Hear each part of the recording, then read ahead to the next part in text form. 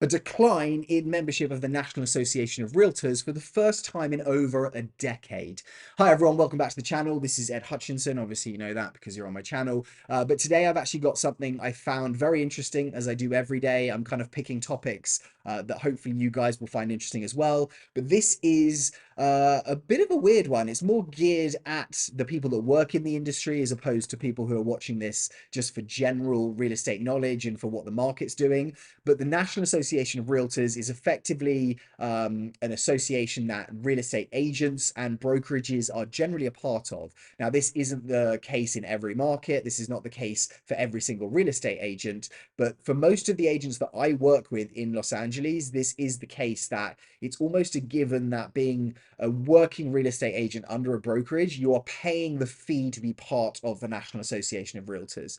So generally, as you're seeing the market grow, as you're seeing more people enter the industry, you're seeing that increase. And that has been the case for over a decade. I presume that figure of 10 years, we're now in 2024. This is January 5th, just so you guys are aware, so you have reference.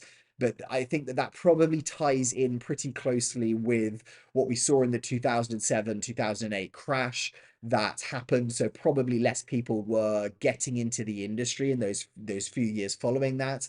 But in over a decade, we have seen these increases, and the decrease has just been shown at the start of this year. So it's 1.7%, which does not sound like a huge amount. Obviously, it is actually quite a significant figure if you've seen an increase over the last decade, and that works out apparently to around 26,000 members. So that's a reduction in 26,000 members. So I think that this is due to a few factors, which I'm going to discuss right now. Number one is the end of the insane real estate growth or market growth that we've seen over the last few years. 2020 and 2021 were record years in the amount of transactions that we saw, but not only that, in terms of the prices that we saw. And so agents are being paid a commission on what they sell, whether that is the property price, the volume of transactions that they're doing. So therefore, as you've seen a slowdown in that market, especially in the number of transactions in LA, we've actually seen prices kind of hold steady, but we have seen the number of transactions, which obviously affects the real estate agents more than anyone, decrease significantly. Now, this is because of mortgage rate increases is one of the factors. I've talked about this before, so I don't want to go over and over it again, but mortgage rate increases have meant that those people that have had a 30-year fixed rate locked in are not looking to sell. If you are going to sell and then buy even a cheaper house than what you're selling yours for, it's going to end up costing you probably more every month than it did even living in your current house. So you're seeing a lot of people stay at home, they're doing work to their properties instead of selling them. Similarly, we've seen less buyers enter the market because of the increased interest rates. That, I think, was a big driver of 2020 and 2021, is we saw record lows in those interest rates. As the Fed have increased the base rate, those mortgage rates have gone up. So we have seen a real kind of slow year in 2023, and I'm predicting that it will pick up and prices will increase, but to what degree is going to be very interesting to watch over the next 12 months, especially in transaction volume. So that means that there's 1.55 million real estate agents or people with the NAR license in the US now. So that is still an enormous number when you think you've got a total population of around 370 million, I believe, in the US right now. That is kind of quite a significant number. 0.3% of people generally actually have their real estate license. Now, a trend that I have seen, and I think it's not with agents that I work with regularly, but I have friends, I have contacts who constantly say to me, oh, I see what people are making in real estate. I'd like to get involved in this. I'm going to do my studying. I'm going to take my real estate license. And a lot of those people do not end up actually doing business.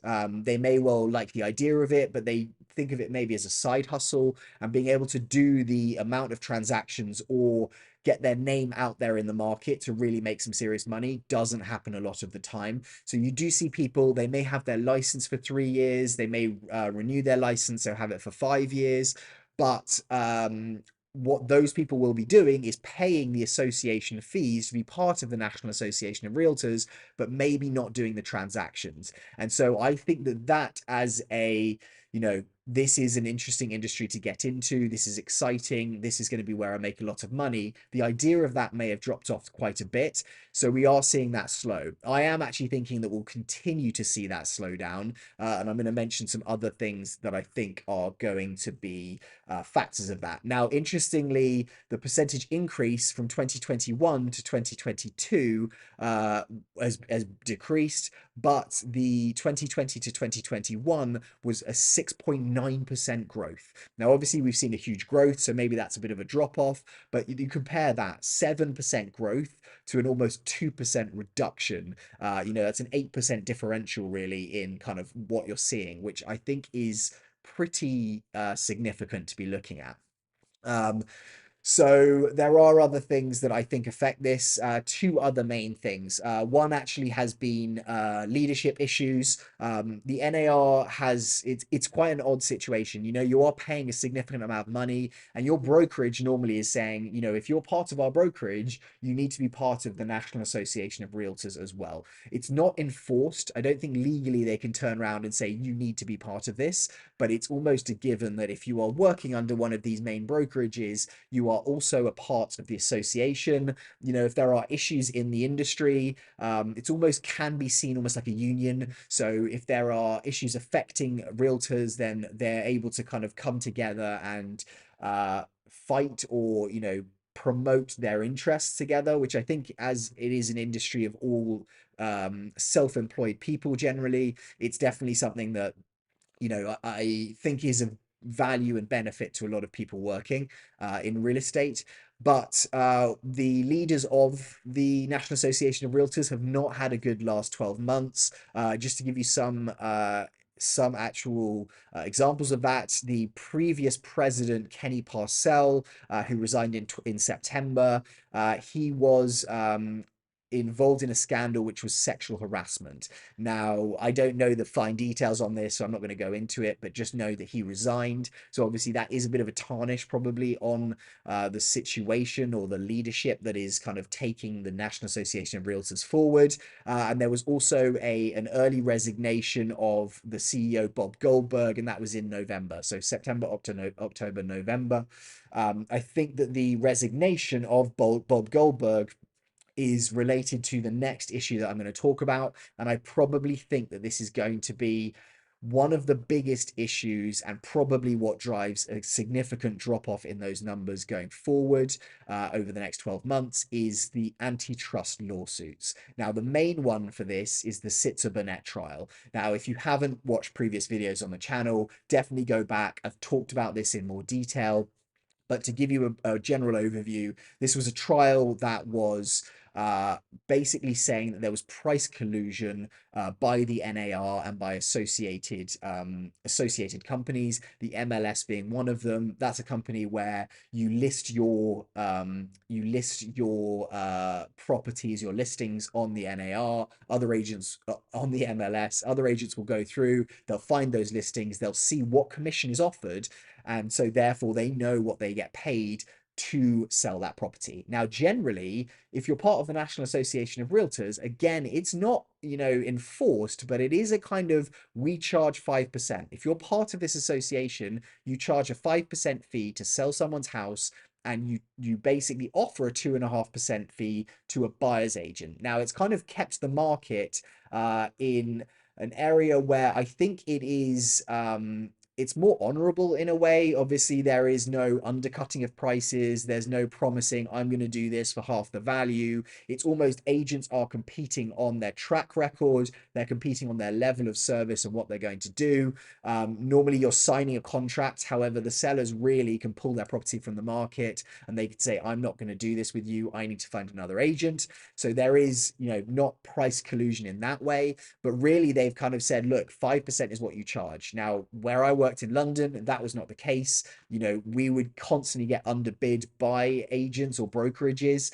What I would say would happen is the brokerage that I worked for charged 2.5%. It was generally the most expensive in London, but you'd have other brokerages coming in and charging 1%. So we would not get the listings to start with, but we would get a huge amount of listings on the second go around, or if that property didn't sell, a lot of sellers would say, actually, it's worth me paying more because I want to sell my house and I probably will get a better value because the service level is higher. Now, I would say in the US, the service level is even higher because you have an individual who is on your property 24 hours a day and is not getting paid unless they sell it. There are other brokerages such as Redfin, which works similar to the UK, where they're paying a salary to agents. They're kind of taking on the listing themselves. They're finding buyers with their own agents, doing the showings. They're charging less money, but they are giving a salary so that there's more guarantee for that agent to make money. And then they're paying a small amount of commission to the agents when they sell it. So I think that that model is where this is going to go, the kind of real estate industry in the US. It's probably going to take a while to do that, but the NAR and associated companies lost this lawsuit. So that value for an agent being part of the NAR and saying, look, this is kind of our association, this is how we do business, isn't necessarily the same value that it was 6 months ago. And so the other thing that the NAR is going to face is a large judgment. And I believe right now they're appealing it, but it's about $1.9 billion that they're going to have to pay. And brokerages are going to be pulled into that. There's a lot of other copycat lawsuits that have been launched where, you know, people are saying, look, I paid this much to sell my house, and therefore I shouldn't have been forced to pay this, or I shouldn't have not been offered other alternatives. Therefore, I think this is, I've been, you know, hard done by, and I'm going to go after you in a lawsuit to do that. So with that, apparently quite a few brokerages have been rebuking the NAR. They've been saying, look, I don't think necessarily I want to be a part of this. So that is also going to be a big driver. You know, if brokerages are saying you as an agent here don't necessarily need to be part of the NAR, we're not necessarily wanting to be associated with it, it could mark the end of the National Association of Realtors. That's kind of my broad overview of this. Obviously, we're seeing the initial numbers of a decrease. I'm going to track this as I do with most things, and I'm going to let you know if we see a further decrease, if we see it return back to normal numbers. But I'd love to know what your guys' thoughts are on this. Do you agree with what I'm saying? Do you think there are other factors that are coming into this? I'm going to be back tomorrow. No, I'm not. I'll be back on Monday with another video, just about probably another topic, unless we have further developments in this. I hope you guys have a great weekend wherever you are. I'd love it if you subscribed, and have a great rest of your day. Goodbye.